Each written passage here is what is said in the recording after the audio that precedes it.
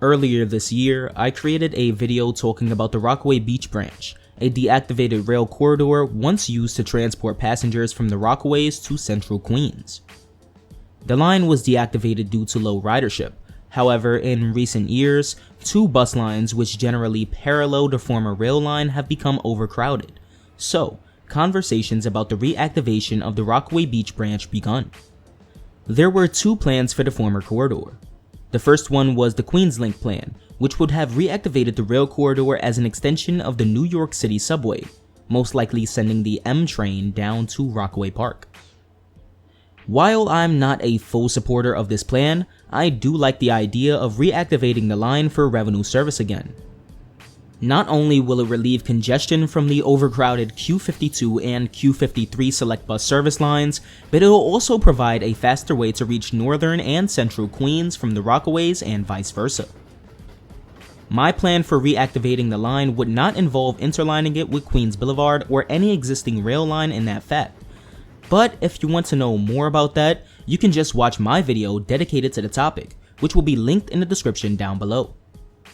The MTA actually conducted an environmental review for this plan not too far back, and the results weren't that good.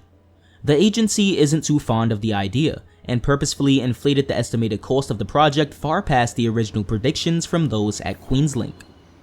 The second proposal for the corridor, named Queensway, would turn the former rail corridor into a Highline type park.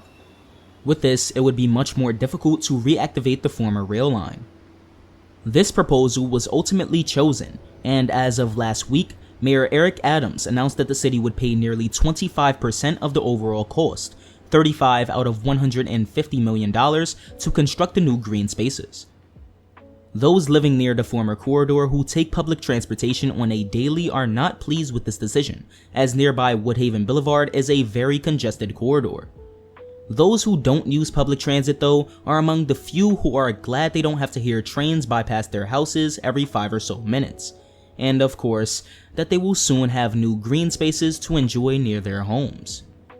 I find it disappointing to hear that the Queensway plan was approved rather than the Queenslink plan. However, there is still hope for the Rockaway Beach Branch. It has been proven time and time again that transit and parks can coexist in the same location. Only time will tell if both plans will come to fruition. What are your thoughts on this decision? Are you glad to see the former corridor turning into a greenway, or would you rather have it reactivated as a rail corridor? If you chose the latter one, then I would like to direct you to the Queenslink website, where you can sign a petition to support the plans. If you enjoyed this video and you would like to get more from Mystic Transit, like, subscribe, and consider supporting me via channel memberships or super thanks. Special thanks to Stuart Guberman for joining the channel at the Train Service Supervisor tier, and Daniel Green for joining the channel at the 2 Broadway tier.